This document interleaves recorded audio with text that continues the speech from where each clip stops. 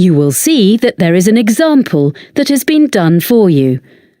On this occasion only, the conversation relating to this will be played first. Holidays for you. Sean speaking. Can I help you? Oh, hi. I've been looking at your website. I'm interested in a cycling holiday in Austria in April.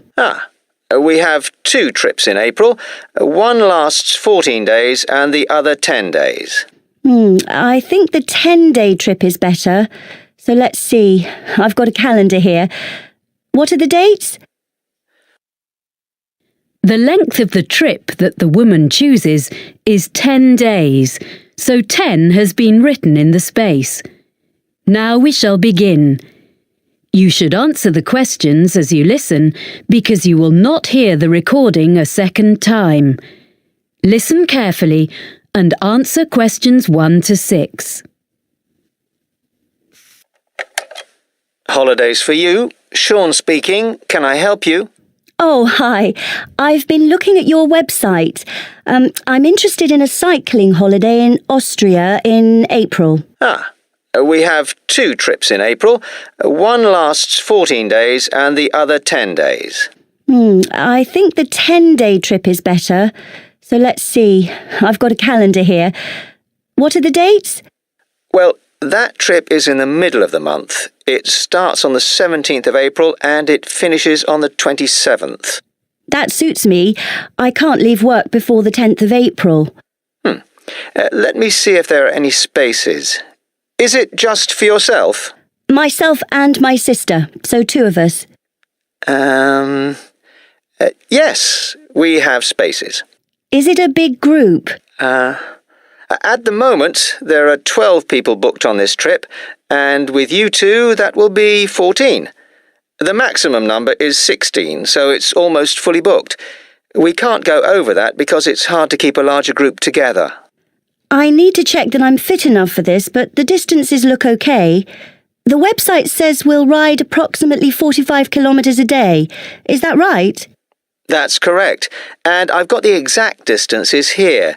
It really depends on which part of the trip. Some days are only 35 kilometres, and some are more, but you'll never have to cycle more than 50 kilometres in one day. Oh, okay. I can manage that. And we stay in hotels? Yes, they all have restaurants, and the rooms have ensuite facilities. And do they have pools? It's how I relax after a long day. There is a swimming pool in a few of the hotels, but none of them has a gym. I don't think we'll need a gym after all that cycling. I'd better find out how much the holiday costs before I get too excited. Including flights, it's £1,177 for one person. Oh, we'll book our own flights on the internet. That's just £1,013 then. And we can book insurance for you if you want. And which meals are included in that price? Well, breakfast, of course, and the hotels will provide you with a packed lunch each day. We do stop during the afternoon in a village somewhere for a rest, so any snacks you buy then are extra. Then dinner will be in the hotel every evening, and that's included in the price of the holiday. Before you hear the rest of the conversation, you have some time to look at questions 7 to 10. Pause the recording for 30 seconds.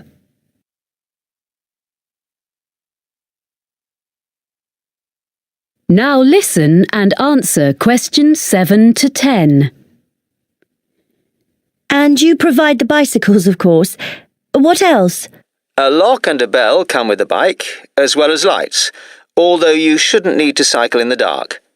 There's a small bag, or pannier, on the front of the bike, where you can put the things you want to take with you during the day, like water or fruit. But we won't allow you to cycle unless you bring a helmet. We don't provide these locally because, like walking boots on a walking holiday, it's really important it fits properly. Okay. If there's any special gear you need for your holiday, we recommend a particular website, and you can get a discount by quoting your booking reference. Great. What is it? It's www.ballantine.com. That's all one word, and I'll spell it for you. www.ballantine.com. Good. I've got that down. I've been looking at your website while we've been talking. I see we cycle along the River Danube. Yes, it's one of Europe's most well-known areas for cycling. It looks fascinating. Lots of beautiful countryside and things to see.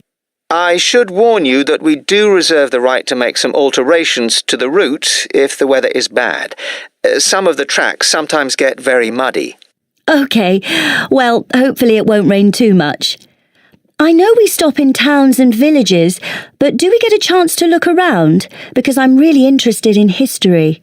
Oh yes, you get opportunities to explore. Is there something in particular you want to see? There's a theatre in a town called Grine. A friend of mine went there last year and said it was amazing. Let's see. Yes, there's a guide who'll take you round the building. We don't have any other tours arranged, but you can visit several castles and museums on the holiday. Well, thank you for all that information. I'd like to book that then. Right, well, I'll just... That is the end of section 1. You now have half a minute to check your answers. Pause the recording for 30 seconds. Test 1, Exam Practice. Listening, Section 2. You will hear someone talking on the radio about food and restaurants in the local area. First, you have some time to look at questions 11 to 14. Pause the recording for 30 seconds.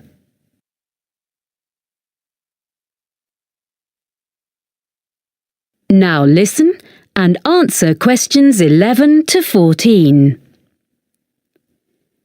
And now we have our Know Your Town section, where we look at what's on offer in our area.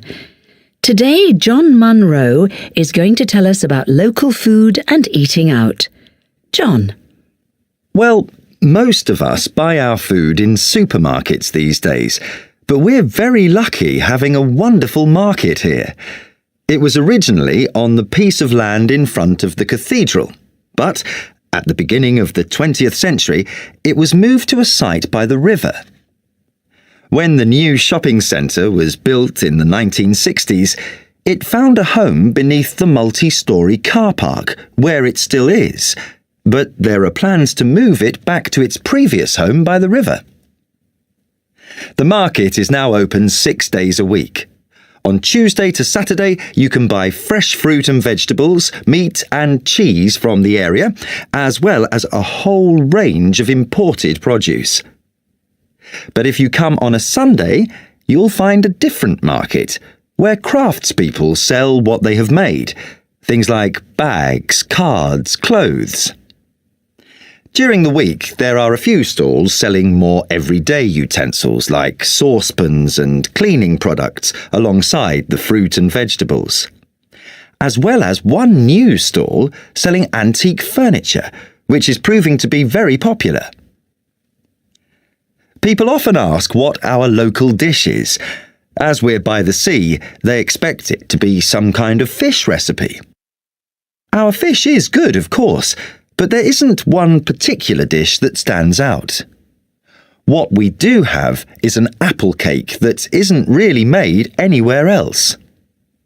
There's a new cafe in the high street, Barton's, which bakes them fresh every morning and serves them with delicious homemade ice cream in a choice of flavours. Now, the harbour is obviously the place to buy fresh fish. Every morning there's a stall where local fishermen sell a selection of the day's catch before the rest goes to London or abroad. They've been doing that for as long as anyone can remember, of course, but the harbour itself looks very different from a few years ago.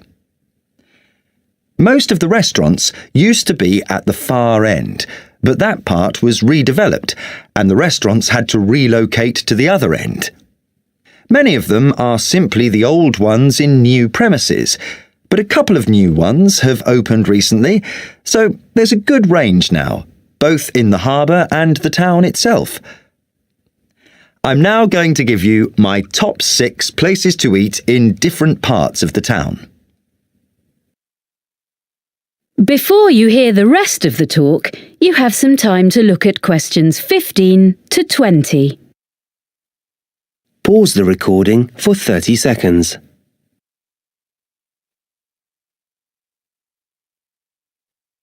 Now listen and answer questions 15 to 20. So, number 1 for me is Merivale's, which is in one of the busiest parts of the town leading down to the harbour. It's in a side street, so it doesn't look out over the water, but it's very close, so you can take a walk after your meal and find one of the cafes with live music. At Merivale's, you can enjoy delicious fresh fish and seafood. The friendly staff offer very attentive service and a really enjoyable evening. The Lobster Pot is on the main road going down to the harbour, so it also misses out on the sea view, but the food makes up for that. It serves a huge range of fish and seafood, as well as vegetarian and meat dishes, so there's something for everyone. Prices are from mid-range to fairly expensive, so it's really only for a special occasion. Ielts is in the city centre and is a very upmarket restaurant in the evening, but during the day it serves lunch and coffee. It's on the 20th floor above some offices, and it's a great place to sit for a while, as you can see most of the city spread out from there. It does get very busy though, and you may have to wait to be served. Not far from the city centre is the Cabin, which is on the canal bank. You can't park your car there. It's a 15-minute walk from the nearest car park, but it's very peaceful. A good place to relax away from the traffic. It's not cheap, but it's an ideal place for a long lunch. The Olive Tree is a family-run restaurant in the city centre offering beautifully prepared Greek dishes. It's well known locally and very popular. Service can be slow when it's busy, as all the food is freshly made. There's plenty of room, and on Friday and Saturday nights, the wooden floors resound with live music and dancing, which is certainly worth going for. The last place I want to recommend has only just opened in a converted school building. The old school restaurant has been very cleverly renovated. The use of mirrors, plants and the colours on the walls makes you feel as though you're in a large garden instead of the city centre. There are only a few dishes on the menu, but they change every day. So, Tanya, That is the end of section 2. You now have half a minute to check your answers. Pause the recording for 30 seconds. Test 1. Exam practice. Listening, section 3. You will hear 3 students on a media studies course talking about a film they are planning to make. First, you have some time to look at questions 21 to 26. Pause the recording for 30 seconds.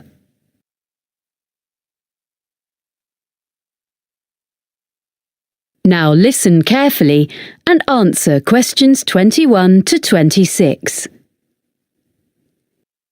Hi, Mike. Hi, Razor. This is Helen. Hello. We're really pleased you've agreed to join us on this film project. Yes, your experience is going to be so useful. Well, I hope so.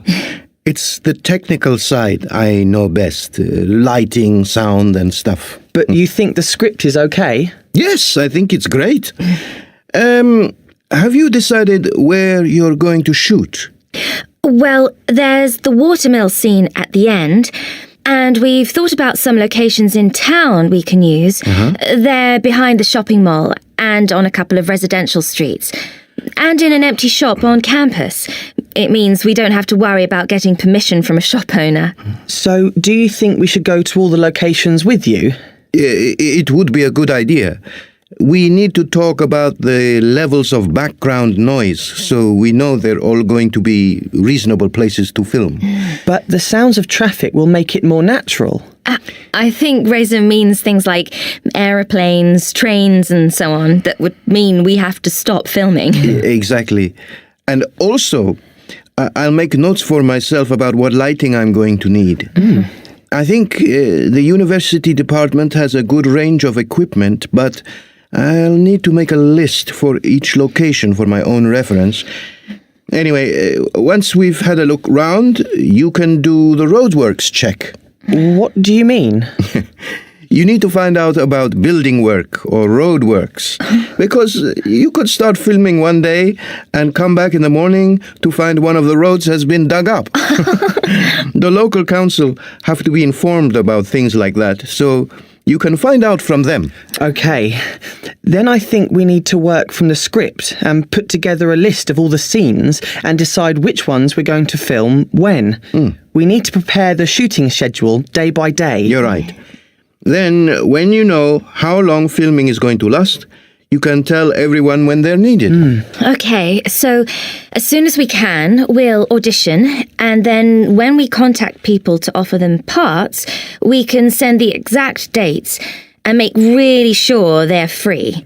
Because often the actors are all enthusiastic, but then when you try to pin them down about whether they're really free at that time, you find they've got exams or something, or they're off to a festival just before, and you have to rush about looking for replacements. Then we need people who can take over the main parts if one of our stars falls ill or something. Yes, I agree. So offer the main parts to the people we really want, and then look at other volunteers who were okay. Yes.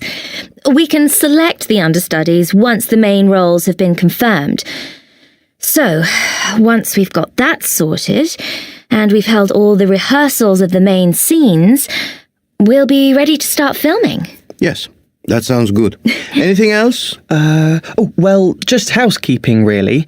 We don't actually need costumes because actors will wear their own clothes. My family has agreed to lend us some pieces of furniture which we need, so we'll go and fetch those the weekend before we start. We'll provide food and drink during shooting, so I'm going to borrow some cool boxes. And I've got a little van. Most of the locations are within walking distance of the halls of residence anyway. The only one further away is the watermill. Ah, yes. Can you tell me about that? OK. Hang on a minute. I'll get my notes. There's a plan in them.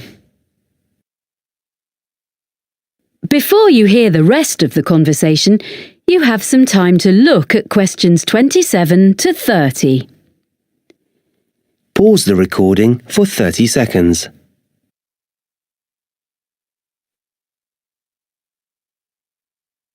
Now listen and answer questions 27 to 30.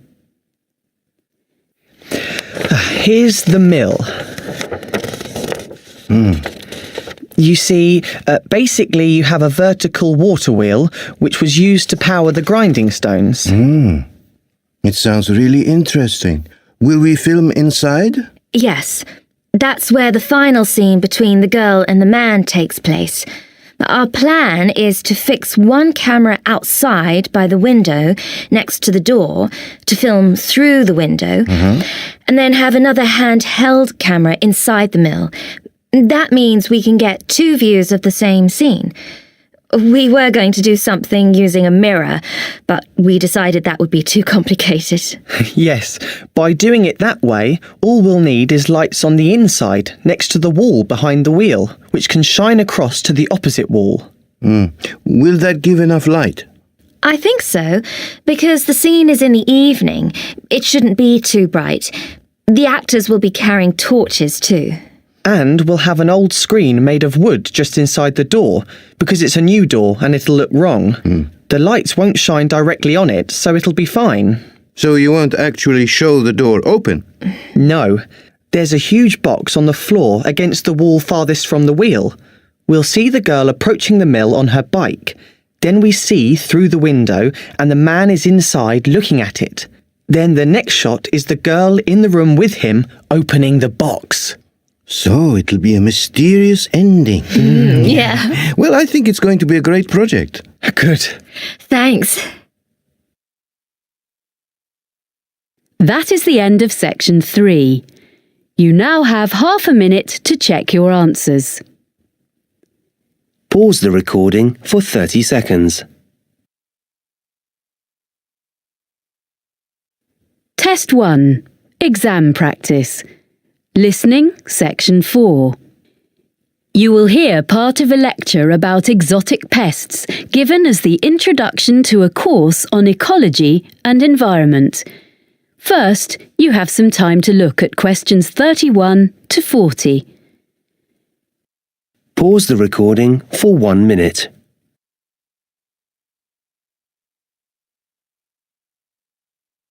Now listen carefully and answer questions 31 to 40. Good afternoon. I want this afternoon, as an introduction to our ecology module, to offer examples of exotic pests, non-native animals or plants which are, or may be, causing problems, which might prove a fruitful topic for seminar papers later in the term. People and products are crisscrossing the world as never before. And on these new global highways, plants and animals are travelling too. Exotic plants and animals are turning up in Antarctica and on the most remote islands on Earth. For example, the Australian red-backed spider. It's made its way to countries fairly near home, such as New Zealand and Japan, as some of you may know. Well, it's also been found on Tristan da Cunha, which is a remote island thousands of miles from anywhere, way out in the middle of the Atlantic. Now, another famous animal invader in the other direction, so to speak, from England to Australia in the southern hemisphere, is the rabbit. This was in 1830, and it might seem less of a threat, but it became an extraordinarily destructive pest. The fact that rabbits increased so rapidly is perhaps more understandable when we remind ourselves that they had originally been introduced to England from continental Europe 8 centuries earlier. This was because they were regarded as a luxury food source, and in spite of having warm fur, they probably originated on the hot, dry plains of Spain, which of course explains why they thrive in the climate of Australia. A much less cuddly example of a pest introduced to Australia, this time from America, is fire ants. These are increasing and spreading very fast. Their huge nests can now be found in gardens in the city of Brisbane, and they are costing the Australian government a great deal of money in control measures. These were an accidental introduction, rather than a deliberate one, brought to Australia, probably in horticultural imports or in mud on second-hand machinery. As a biologist and conservationist, I have become increasingly concerned about these matters. Exotic invasions are irreversible and deserve to be taken more seriously, even when they aren't particularly damaging. For example, something that is not necessarily a major disaster compared to other ecological experiments. In 1975, an Australian species of earthworm was deliberately introduced to the Northern Hemisphere, in Scotland, because they were bigger than the natives. The aim was that they would be more effective than native species, but in fact, they don't do more for the soil condition than the smaller locals, which they displace. Although they don't do a lot of harm, as far as we know up to now, this will probably prove to have been a mistake. A much more serious case, also in Scotland, as well as other countries, along with the latest victim, Iceland, is the New Zealand flatworm. This is a most unwelcome newcomer in these regions of northwest Europe. Basically, this flatworm came into these countries by accident. It's now been realised that it was actually carried in the plant pots containing exotic ornamental shrubs and so on, and as it eats local earthworms and doesn't benefit the local ecology in any way, it is a real pest. Next, there's a further instance, this time in the water, and it's come from Japan. It's a delicious but very fast-spreading seaweed, and is one of many exotic species, large and small, in the seas covering the rocks around Australia. Unfortunately, it is replacing indigenous seaweeds and permanently altering the ecosystem. However, to look at the situation from a business point of view, it is now being harvested and exported, dried, back to Japan, its original home, where it's particularly popular. So, sometimes we may find accidental benefits from apparently harmful arrivals. Well, you could say that world ecology is now going the same way as popular culture. Global music and fashions, food and drinks are taking over from local ones in every land. And in ecosystems, we find vigorous exotic invaders overwhelming native species and natural habitats. But can we find any examples of invaders which appear to be a problem and then find that in fact they may not be such a big issue after all? We might take as an example a native of Australia, the budgerigar, the most common pet parrot in the world, of course. Because there have been many escapes over the years, it is now to be found flying about in feral flocks where the climate suits it. So, these flocks of budgerigars have been getting very numerous in the southeast of the United States, particularly in residential areas. People have been getting quite worried about this, but it has been observed that the size of the flocks has diminished somewhat recently. The fact that they are smaller is thought to be due to the fact that new competitors for their habitat have arrived from other places. That's the last example for now. What I'd like you to consider is this. Is the planet Earth moving towards a one-world ecosystem? How far would it be a wholly bad development? That is the end of section 4. You now have half a minute to check your answers. Pause the recording for 30 seconds.